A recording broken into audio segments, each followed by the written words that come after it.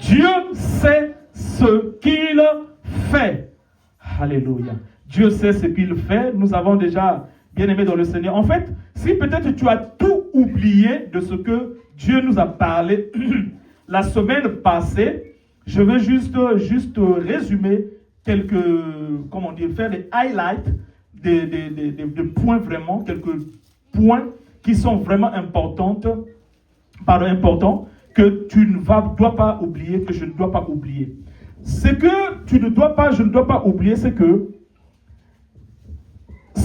en fait, tu dois faire de Dieu comme ta référence et non les circonstances ou bien les situations comme tes points de référence. C'est ce que Dieu veut que nous puissions apprendre de lui ce matin.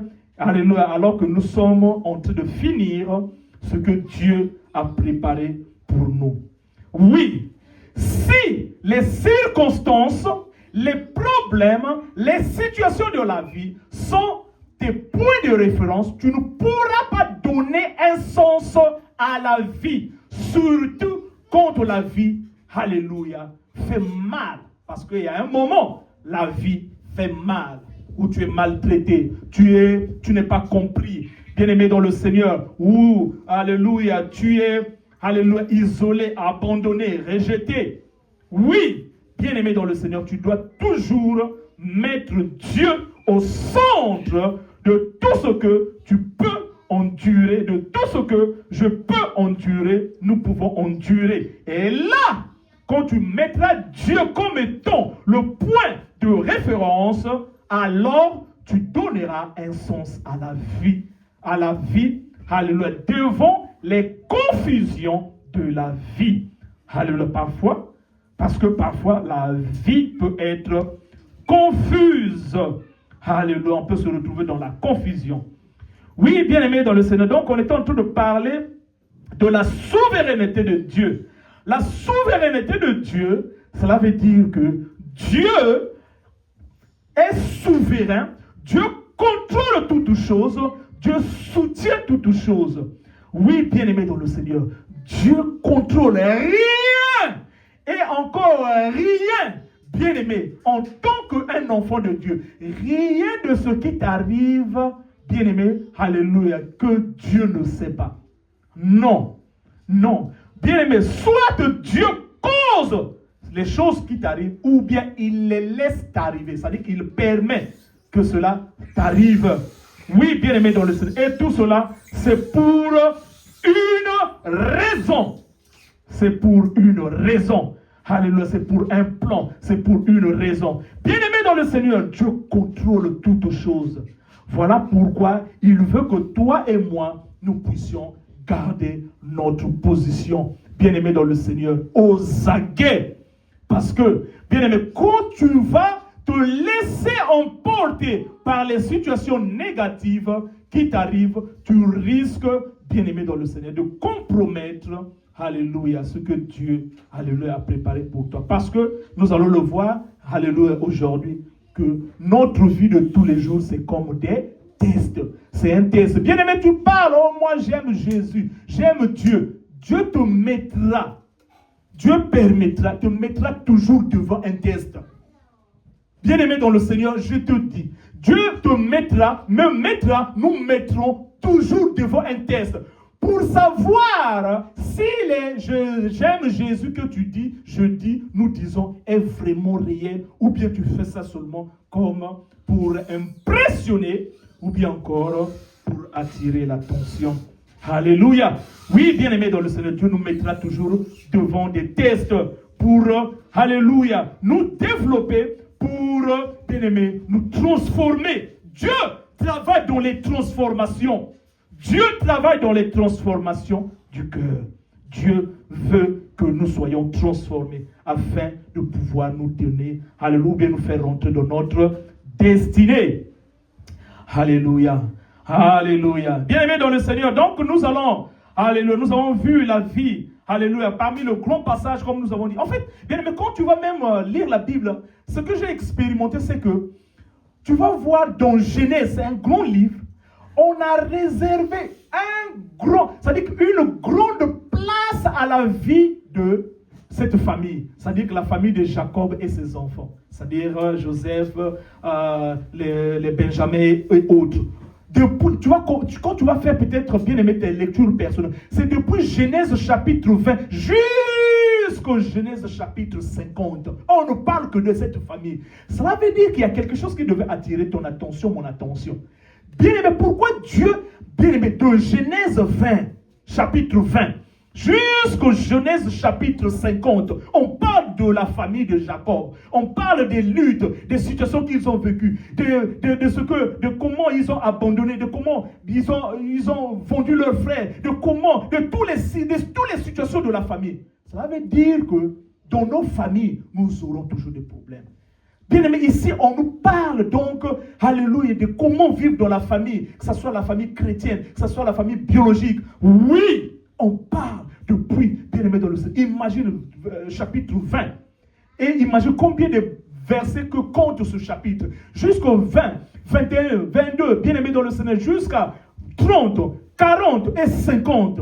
Bien aimé, on parle que de cette famille, la famille de Jacob et ses enfants. Parce que ce sont eux qui étaient censés pour former une nation, la nation que nous connaissons, Israël. Parce que Jacob ne s'appelait plus Jacob, il s'appelait maintenant Israël dans le chapitre 32, parce que c'est là où il a lutté avec un homme qui lui était apparu le soir. Et après, bien-aimé, s'être réveillé, il s'appelait maintenant Israël. Oui, bien-aimé dans le Seigneur. Donc, ce que, bien-aimé, Dieu veut nous parler, c'est qu'il veut nous dire des circonstances de la vie quand ça rentre en intersection avec la souveraineté de Dieu. Que, bien-aimé dans le Seigneur, toutes les circonstances que toi et moi, nous pouvons, bien-aimé dans le Seigneur, vivre dans nos vies. Bien-aimé, tu dois toujours mettre Dieu, alléluia, en exergue ou bien encore devant, parce que c'est lui qui est l'auteur de tout. C'est lui qui est la source de tout. Bien-aimé dans le Seigneur, dans ta famille. Que ce soit au travail, bien-aimé dans le Seigneur. Que ce soit partout. Bien-aimé, ne mets pas Dieu. Ne dissocie pas Dieu avec ce que tu peux vivre. Sinon, ça sera de hasard. Or, pour un enfant de Dieu sérieux, bien-aimé, le hasard, alléluia, ne devait plus être, alléluia, faire partie de ton vocabulaire. C'est vrai que nous les utilisons. Mais bien-aimé dans le Seigneur, on devait le mettre à l'écart parce que tout ce qui nous arrive, en tout cas dans les détails, dans tous les détails que ce soit, bien-aimé, Dieu contrôle, Dieu voit, Dieu les a préparés. Et regarde, s'il les a préparés, ou bien encore il les voit, il ne les a pas préparés, mais il les a permis m'arriver. Bien-aimé dans le Seigneur, c'est pour un plan, c'est pour une raison. C'est pour une raison. C'est pour une raison que Dieu t'a amené aux États-Unis. Bien-aimé dans le Seigneur, c'est pour une raison. Le problème, c'est que parfois, quand on est distrait, on voit seulement. Un jour, comme Joseph, 12 années après, bien-aimé, imagine, tu as laissé ta famille, bien-aimé, comme nous tous, bien-aimé, quand nous venons ici, tu as laissé ta famille loin. Et pendant 2 années, 12 années ou 13 années après, tu vois toute cette famille, il vient encore et chercher la nourriture vers toi. C'est là où on va dire, ah! Donc c'est Dieu, donc c'est ça l'objectif, bien-aimé dans le Seigneur. Donc Dieu m'avait fait précéder pour, alléluia, sauver ce peuple nombreux. Oui, bien-aimé, nous allons le voir, alléluia, dans la vie de Joseph. Donc, bien-aimé, nous allons lire Genèse chapitre 45, versets 4 à 8. Genèse chapitre 45, versets 4 à 8. Lisons donc la parole de Dieu. Genèse 45, 4 à 8. Joseph dit à ses frères, approchez-vous de moi. Et ils s'approchèrent. Il dit, je suis Joseph, votre frère, que vous avez vendu pour être mené en Égypte. Maintenant, ne vous affligez pas et ne soyez pas fâchés de m'avoir vendu pour être conduit ici, car c'est pour vous sauver la vie que Dieu m'a envoyé devant vous. Voilà 2 années, 2 ans que la famine est dans le pays. Et pendant 5 années, encore, il n'y aura ni labour ni moisson. Dieu m'a envoyé devant vous pour vous faire subsister dans le pays et pour vous faire vivre par une grande délivrance. Ce n'est donc pas vous qui m'avez envoyé ici, mais c'est Dieu. Il m'a établi père de Pharaon, mais maître de toute sa maison et gouverneur de tout le pays d'Égypte. Ah, amen. Bien-aimé, tu vois? Bien-aimé, en fait, Joseph commence parce qu'il a appelé ses frères. Alléluia. Ses frères étaient bien-aimés dans le Seigneur, comme nous l'avons dit la semaine passée. Ils étaient eux aussi attrapés par la famine. La famine était en train de sévir partout, bien-aimés. La famille était en train de sévir partout. Et ses frères étaient aussi attrapés par cette famille. Ses frères, pas seulement, mais aussi leur père. Ils étaient bien aimés, frappés par cette famille. Et où trouver la nourriture? Ce n'est qu'en Égypte. En fait, parenthèse, bien aimé dans le Seigneur, les États-Unis, en fait, l'Égypte était contrôlée comme les États-Unis actuellement. L'Égypte, en ce moment-là, bien aimé, quand tu vas voir, même bien aimé l'historique, alléluia, surtout biblique et autres, l'Égypte était une grande puissance. Oui. Et donc, comme ses frères étaient donc attrapés, alléluia, par la famille, où trouver la nourriture? Nous avons d'abord, alléluia, nous avons vu aussi la semaine passée que, alléluia, quand ils étaient venus, Dieu était en train de dire que tous les pays venaient chercher la nourriture, pas en Égypte, mais à Joseph. Dieu voulait, alléluia, faire cette référence dans la Bible pour dire que la vie de quelqu'un peut transformer ou bien encore changer la vie de beaucoup. Alléluia. Oui, donc, ses frères étaient donc attrapés par la famine. Et donc, trouver la famine, c'était que en Égypte. Ils sont venus tous en Égypte. Bien-aimés dans le Seigneur, ils sont venus tous en Égypte. Et ils ont vu leurs frères. Dans le chapitre toujours 45, quand tu vas lire le verset 1 que nous avons lu, ils n'arrivaient plus à reconnaître leurs frères. Parce que la dernière fois qu'ils avaient vu leurs frères, ils leur ressemblaient. Mais, bien aimé, des années après, leur frère a changé. Alléluia. Oui, bien aimé, donc ils ne reconnurent plus leurs frères. Et leur frère leur dit, Joseph donc, il leur appela, il leur a dit que c'est moi. Et quand il s'est révélé à eux, nous avons vu comment, bien aimé dans le Seigneur, Joseph s'est révélé. Il a chassé les Égyptiens qui étaient là et il a dit, laissez-moi seul avec mes frères. Il s'est révélé à eux, alléluia, par la circoncision. Ils ont maintenant compris. Et quand ils ont compris que c'est leur frère, ils se sont rappelés du mal qu'ils l'ont fait.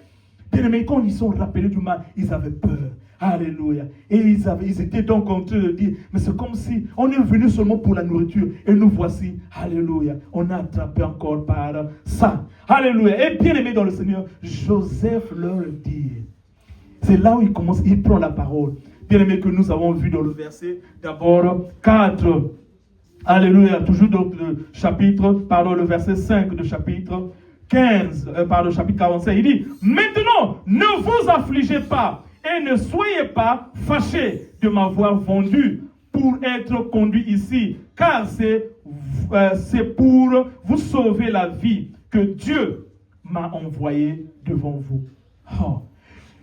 Que Dieu m'a envoyé devant vous. Bon, physiquement, voilà pourquoi, bien aimé, on insiste sur ça. Bien aimé, en tant que chrétien solide, parce que nous voulons être des chrétiens solides, matures. Que si tout ce que tu vois, c'est ce que tu vois, tu ne verras plus le reste qu'il faut voir. Tout ce qui est visible et physique est toujours précédé de ce qui est invisible et spirituel. Joseph, en disant cette parole dans le verset 5, il dit Dieu. Mais bien aimé, est-ce que tu vois Dieu? Comment Joseph peut appeler Dieu dans cette circonstance alors que c'est vrai, c'est physique, comment? C'était ses frères qui l'avaient vendu. C'était ses frères qui l'avaient vendu aux Amalécites. Mais pourquoi Joseph parle de Dieu? Parce que Joseph avait pris son point de référence comme Dieu. Regarde encore le verset, donc, il lit ici dans le verset 5, il parle de Dieu, et dans le verset toujours dans le chapitre 45, dans le verset 7, il dit encore, Dieu m'a envoyé devant vous pour vous faire subsister dans le pays et pour vous faire vivre par une grande délivrance. Joseph parle toujours de Dieu. Donc, bien aimé, Joseph avait comme pour point de référence Dieu et non ses circonstances. Et non ses problèmes, et non son chômage, et non ses difficultés, et non, bien aimé dans le Seigneur, tout ce qu'il pouvait traverser dans sa vie. Non, ce n'était pas son point de référence. Bien aimé, je vais te dire ce matin, excusez-moi, bien aimé dans le Seigneur, ne laisse pas que ta circonstance, ton problème, les situations à la maison, au travail, soient tes points de référence. Non, tu leur donnes trop de pouvoir, ces problèmes-là. Donne à Dieu ce pouvoir-là. Parce que, bien-aimé dans le Seigneur, Dieu connaît tout. Dieu connaît tout. Oui, bien-aimé dans le Seigneur. Dieu seul doit être, bien-aimé dans le Seigneur, ton point, mon point, notre point de référence en tant qu'enfant de Dieu. C'est ça, bien-aimé dans le Seigneur. Et Joseph a dit, non, ce n'est pas vous. Ce n'est pas vous. C'est vrai que, alléluia, Dieu, alléluia, certainement, par des circonstances quelconques, il vous a utilisé. Mais ce n'est pas vous. Donc, vous n'êtes pas mon point de référence. C'est Dieu mon point de référence. Alléluia. Bien-aimé, est-ce que aujourd'hui, en sortant d'ici, devant, bien-aimé, alléluia, les déceptions de la vie, devant les critiques, les insultes, est-ce que tu vas, alléluia, mettre Dieu comme étant le point de référence et non les circonstances que tu pourras traverser? Devant, bien-aimé, alléluia, le rejet, bien-aimé, devant, bien-aimé, le chômage, alléluia, les difficultés, pas d'argent dans le compte en banque. Tu vas dire, Dieu sait pourquoi, alléluia, il me fait traverser dans tes situations-là. Bien-aimé, tu as une part de responsabilité à faire. Alléluia. L'homme de Dieu, le pasteur Lebas, nous avait parlé de ça quand on avait, alléluia, fini. Ta part de responsabilité, ma part de responsabilité, c'est d'être, alléluia, sur la même page que Dieu. C'est-à-dire, tu dois faire de ton mieux de ne pas te reprocher de quelque chose. Et si tu te reproches de quelque chose, va, bien-aimé dans le Seigneur, t'agenouiller devant la présence de celui qui ôte le péché du monde.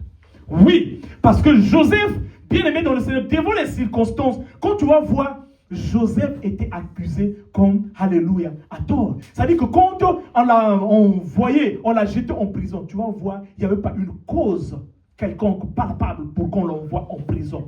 Quand on l'avait vendu, il n'y avait pas une cause palpable pour qu'on l'envoie en prison. Bien-aimé dans le Seigneur, ce matin, alléluia, Dieu veut te dire que, bien-aimé, quand tu vas subir l'injustice, les difficultés, bien-aimé dans le Seigneur, toutefois, tu dois toujours te laver. Tu dois toujours vivre saint. Tu dois toujours te dire, Seigneur notre Dieu, quand je vois, je n'ai rien fait. Tu dois toujours être dans la même page que Dieu, dans les mêmes lignes que Dieu. Et si ta conscience te rappelle, bien-aimé, de quelque chose que tu n'as pas eu à faire, hâte-toi de te rattraper, ou bien par le pardon. Alléluia. Ou bien encore en rectifiant le tir.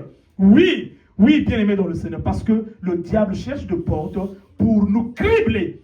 Oui, sois criblé. Alléluia. Et bien-aimé, quand tu fais toi-même l'introspection, tu n'as rien à te reprocher. Et non, être criblé, alléluia, alors que toi-même tu es conscient que tu es la cause de ce qui t'arrive. Oui, bien-aimé dans le Seigneur, Joseph ne se reprochait de rien. Voilà pourquoi il pouvait être tranquille et il pouvait tout donner à Dieu. Il dit, non, ce n'est pas vous qui m'avez envoyé. Alléluia, ici, c'est Dieu. C'est Dieu. Bien-aimé dans le Seigneur, pourquoi Joseph peut dire que c'est Dieu? Pourquoi Joseph peut tout donner à Dieu? Comme nous avons dit, parce que Joseph voyait toujours Dieu dans tout cela.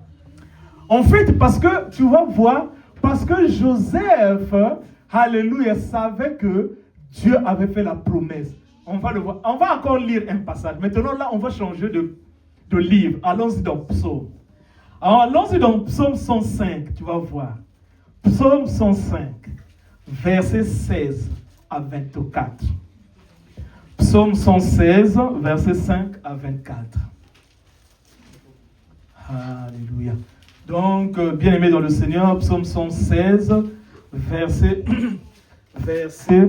16 à 24. Regarde ce que la Bible nous dit donc. Oui, la Bible dit donc dans Psaume chapitre 105, verset donc 16 à 105, 105, verset 16 à 24. Regarde ce que la Bible dit. Il appela sur le pays la famine. Il coupa tout moyen de subsistance. Il envoya devant eux un homme. Ah, qui? Bien aimé, non, s'il te plaît. Pardon. Parle avec moi. Un homme qui? Joseph. Ça, c'est le psaume. Un homme qui? Joseph. Bien aimé, si tu parles, Joseph, ça sera toi. Un homme qui? Joseph. Donc, il appela sur le pays la famine. Il coupa tout moyen de subsistance. Il envoya devant eux un homme. Joseph fut vendu comme esclave. On serra ses pieds dans des liens. Ah, là c'est là où on lui avait envoyé en prison. On le mit au fer. Lorsqu'au temps où arriva ce qu'il avait annoncé. Qui avait annoncé? Dieu. C'est Dieu qui avait annoncé. Et où la parole de l'Éternel le prouva. Garde ce phrase, on va revenir sur ça. La parole de l'Éternel fait quoi? L'éprouva. L'éprouva veut dire quoi? Le tester. Éprouver veut dire on va te prouver, on va te tester. Donc Joseph savait que c'était un test. Lorsque la parole de l'Éternel l'éprouva, le roi fit ôter ses liens. Le dominateur, donc Pharaon, le roi, le dominateur des peuples de peuple, le délivra. Délivra qui? Joseph. Il établit seigneur sur sa maison et gouverneur de tous ses biens, afin qu'il pût, à son gré, enchaîner ses princes et qu'il enseignât la sagesse à ses anciens. Alors, Israël c'est qui, bien-aimé dans le Seigneur? Israël c'est, alléluia, c'est ses frères. Alléluia. Alors que Israël, nous sommes où? Israël... Pardon, excusez-moi, j'ai perdu le temps. Alors Israël vint en Égypte et Jacob c'est leur père, séjourna dans le pays de Shem. Il rendit son peuple très fécond et plus puissant que ses adversaires. Ah, bon, là maintenant on est vraiment au point. Tu as vu? Ça c'est un autre, bien-aimé, livre après. Bien-aimé, et on nous parle encore de ce que, alléluia, Joseph a traversé. Bien-aimé, c'est pour dire que reste tranquille. Quand les circonstances sont contre toi, bien-aimé dans le Seigneur, fais comme Joseph. Bien-aimé, reste tranquille et donne tout ce clou, ou bien encore, bien-aimé, ces valeurs, ou bien encore, bien-aimé dans le Seigneur, tous ces potentiels à Dieu, parce que Dieu sait ce qui t'arrive. Dieu ne fait pas partie de la création. Dieu est plus grand que la création. Dieu est au-dessus de la création. Dieu est plus grand que la création. Bien-aimé dans le Seigneur. Bien-aimé dans le Seigneur. Et Dieu contrôle toutes choses parce qu'il est plus grand. En fait, Dieu est très grand que ses plans peuvent incorporer le mal. Dieu est très grand que ses plans pour toi peuvent incorporer le mal. Tu vas dire, mais pourquoi le mal? C'est dans les plans de Dieu. Dieu ne fait pas le mal. Dieu n'encourage pas le mal. Dieu n'endosse pas le mal, mais Dieu peut utiliser le mal. Oui, bien-aimé dans le Seigneur, ça, vraiment, toi et moi, nous devons garder ça. Et il peut utiliser le mal pour une bonne raison. Parce que, bien-aimé dans le Seigneur, Dieu veut sauver un peuple. Bien-aimé, Dieu veut te tester. Il dit, oh, mais Joseph, toi, tu parlais quand tu étais jeune, là, oh, moi, j'aime le Seigneur. Laisse-moi te tester. Si quand on va te vendre comme esclave, tu seras toujours, oh, moi, j'aime le Seigneur. Si quand on va t'accuser à tort, tu vas toujours dire, j'aime le Seigneur. En fait, bien-aimé dans le Seigneur, un test du progrès spirituel, c'est la capacité pour un enfant de Dieu, c'est la capacité de discerner la main de Dieu quand tu vois la main des hommes. Surtout quand la main des hommes est négative. Nous louons le Seigneur quand la